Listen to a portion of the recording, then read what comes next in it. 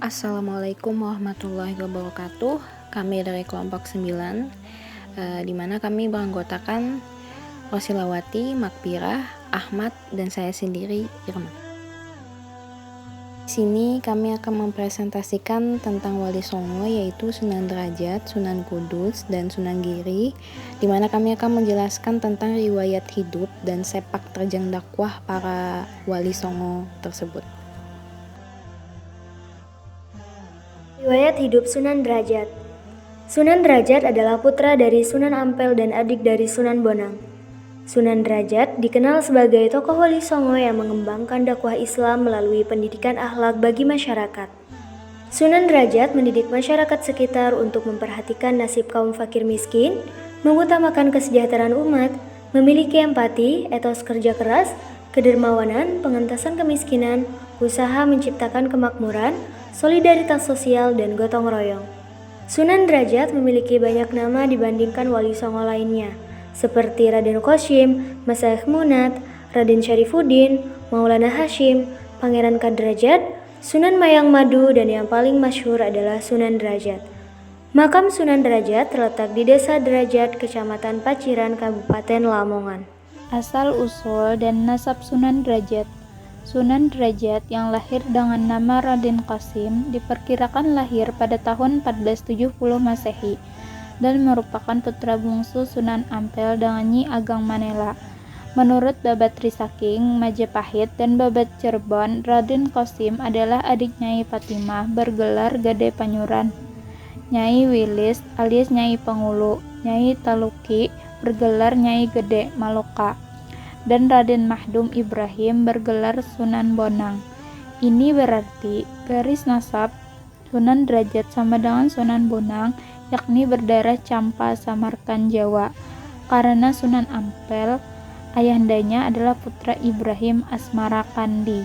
Pendidikan dan pengembangan keilmuan Sunan Derajat.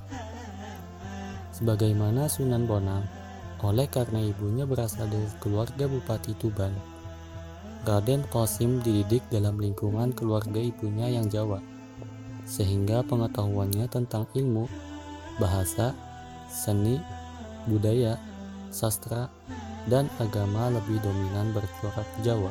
Dakwah Sunan Derajat. Berbekal pengetahuan agama dari ayahandanya dan dari Sunan Gunung Jati, Raden Qasim kembali ke Ampel Denta. Namun, atas perintah ayahandanya, Sunan Ampel, Raden Qasim berdakwah menyebarkan Islam di pesisir barat Gresik. Di dalam Babat Demak disebutkan bahwa setelah menikah dengan Dewi Supiah, putri Sunan Gunung Jati, Raden Qasim ditempatkan sebagai imam pelindung di Lawang dan Sedayu, Pedukuhan Derajat. Setelah itu, Raden Qasim melakukan ridah ruhani dengan ujlah di ujung pangkah, tidak makan dan tidak tidur selama 3 bulan. Setelah itu, Raden Qasim diangkat oleh Tuhan mencapai derajat wali dengan sebutan Sunan Derajat. Secara umum, ajaran Sunan Derajat dalam menyebarkan dakwah Islam dikenal masyarakat sebagai Pepali Pitu, yaitu 7 dasar ajaran yang mencakup 7 falsafah yang dijadikan pijakan dalam kehidupan sebagaimana berikut. Pertama, kita selalu membuat senang hati orang lain. Yang kedua, dalam suasana gembira, hendaknya tetap ingat Tuhan dan selalu waspada. Yang ketiga, dalam upaya mencapai cita-cita luhur, jangan menghiraukan halangan dan rintangan. Yang keempat, senantiasa berjuang menekan gejolak nafsu-nafsu indrawi. Yang kelima, dalam diam akan dicapai keheningan, dan di dalam hening akan mencapai jalan kebebasan mulia. Yang keenam, pencapaian kemuliaan lahir batin dicapai dengan menjalani salat 5 waktu. Yang ketujuh, berikan tongkat kepada orang buta, berikan makan kepada orang yang lapar, berikan pakaian kepada orang yang tak memiliki pakaian, berikan tempat berteduh kepada orang yang kehujanan. Riwayat hidup Sunan Kudus. Sunan Kudus adalah putra Sunan Ngudung. Sunan Kudus dikenal sebagai tokoh Wali Songo yang tegas dalam menegakkan syariat. Dalam dakwahnya, Sunan Kudus mengajarkan penyempurnaan alat-alat pertukangan, kerajinan emas, pandai besi, membuat keris pusaka, dan mengajarkan hukum-hukum agama yang tegas. Makam Sunan Kudus terletak di bagian belakang komplek Masjid Agung Kudus di dalam kota Kudus.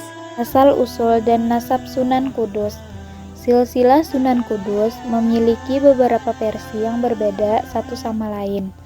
Menurut versi Cirebon, Sunan Kudus adalah putra Sunan Undong. Sunan Undong sendiri adalah putra dari saudara Sultan Mesir, adik dari Rara Dampul. Pendidikan dan pengembangan keilmuan Sunan Kudus. Raden Ja'far Shadiq dalam cerita tutur dikisahkan belajar ilmu agama kepada ayahnya sendiri, yaitu Raden Usman Haji atau Sunan Gunung. Selain berguru kepada ayahandanya, Raden Ja'far Shadiq juga dituturkan berguru kepada seorang ulama bernama Kiai Telingsing. Menurut cerita, Kiai Telingsing adalah seorang Cina Muslim yang bernama asli Dalingsing. Kedatangannya ke Pulau Jawa dikaitkan dengan kunjungan Laksamana Cheng Ho.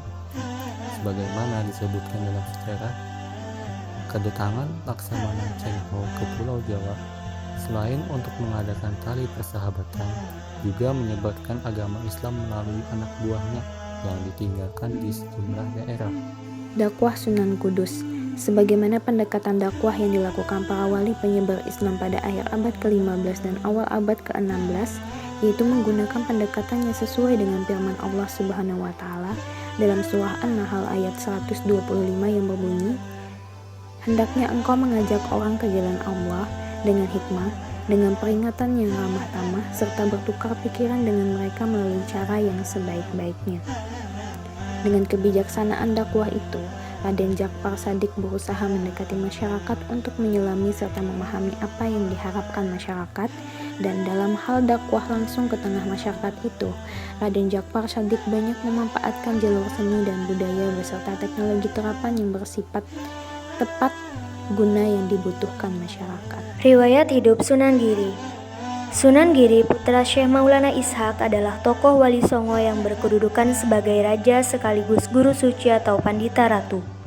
Ia memiliki peran penting dalam pengembangan dakwah Islam di Nusantara. Dengan memanfaatkan kekuasaan dan jalur perniagaan, sejarah mencatat jejak dakwah Sunan Giri beserta keturunannya mencapai daerah Banjar, Martapura, Pasir, dan Kutai di Kalimantan, Buton dan Goa di Sulawesi Selatan, Nusa Tenggara, bahkan Kepulauan Maluku. Tokoh Wali Songo yang bergelar Prabu Sakmata ini makamnya terletak di sebuah bukit Dusun Kedaton, Desa Giri Gajah. Asal-usul dan nasab Sunan Giri. Sumber babat Tanah Jawi yang menyebut nama ayah Sunan Giri dengan nama Maulana Ishaq. Serat Wali Sana menyebut Said Yakub yang diberi gelar Pangeran Raden Wali Lanang. Nama ibu Sunan Giri yang menurut babat Tanah Jawi adalah Dewi Sekardadu. Dalam serat Wali Sana namanya Retno Sabodi. Begitu juga nama kaki Sunan Giri dari pihak ibu di babat Tanah Jawi disebut Prabu Menak Semboyo. Di serat Wali Sana disebut Prabu Satmuda. Pendidikan dan pengembangan keilmuan Sunan Giri. Di dalam babat Tanah Jawi disebut bahwa atas saran Maulana Ishaq, keinginan Raden Paku dan Raden Mahmud Ibrahim untuk pergi ke Mekah dibatalkan dan kembali ke Jawa yang lebih membutuhkan mereka untuk dakwah Islam. Dalam perjalanan ke Jawa, Raden Paku dibekali segumpal tanah dan dua orang abdi bernama Syekh Koja dan Syekh Girgis. Sesampai di Jawa, Raden Paku mencari tempat yang tanahnya sama dengan tanah yang dibawanya dari Malaka. Ternyata tempat itu di atas bukit yang disebut Giri. Raden Paku kemudian membangun masjid di perbukitan itu dan kemudian berdakwah menyebarkan agama Islam dari tempat itu.